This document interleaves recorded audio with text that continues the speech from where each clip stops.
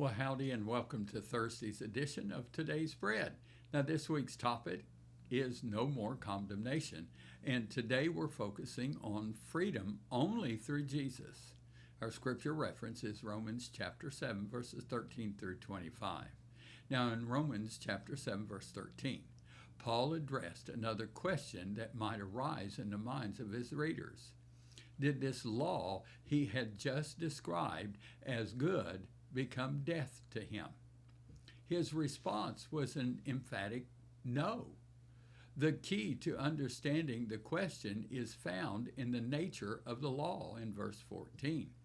The law is spiritual, but he was carnal or unspiritual. Paul then described the difficulty this placed him in verses 15 through 20. In spite of his best intentions at being good, he found that evil was constantly present in his life, and he was incapable of conquering it. Now, while inwardly he found goodness in God's law, he also found an irresistible inner pull toward sin.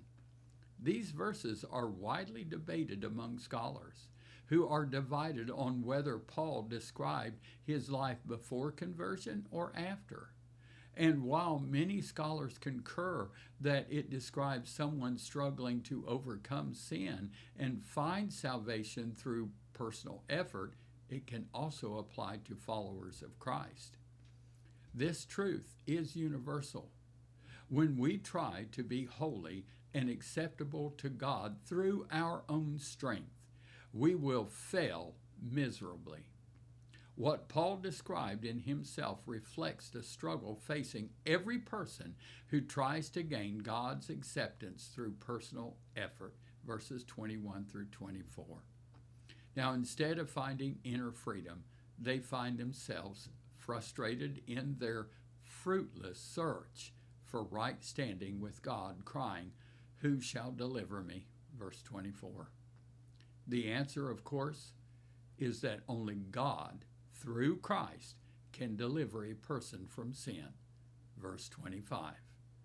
Now, this has been Today's Bread, one portion at a time.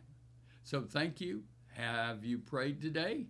Well, Thursday's prayer focus is to pray for young people to be grounded in truth and equipped to lead with wisdom. Now, remember, Jesus is coming back soon. And now here's Thursday's blessing. Today's portion of the priestly blessing is, may the Lord show his favor to you.